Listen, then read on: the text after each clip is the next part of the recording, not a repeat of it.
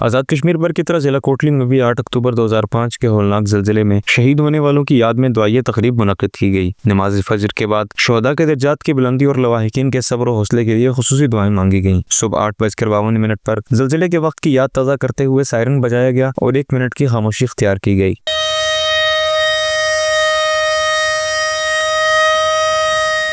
بعد ازاں صبح 9:30 پر ڈپٹی کمشنر آفس کے صحن میں مرکزی دعائیہ تقریب منعقد ہوئی۔ تقریب میں ایڈیشنل ڈپٹی کمشنر فیض عالم، ڈسٹرکٹ ہیلتھ آفیسر سید شفقت حسین شاہ کے علاوہ مختلف محکموں کے افسران و ملازمین، شہریوں اور سول سوسائٹی نمائندگان نے بڑی تعداد میں شرکت کی۔ شرکاء نے شہدائے زلزلہ کو خراج عقیدت پیش کرتے ہوئے اس عزم کا اظہار کیا کہ ان کی قربانیوں کو کبھی فراموش نہیں کیا جائے گا اور قدرتی آفات سے نمٹنے کے لیے اجتماعی ذمہ داری اور ادارہ جاتی تیاریوں کو مزید مستحکم بنایا جائے گا۔ میں اس دن کی یاد میں یہی کو پیغام دینا چاہتا ہوں کہ آپ آنے والے وقت کے لیے تیار رہیں۔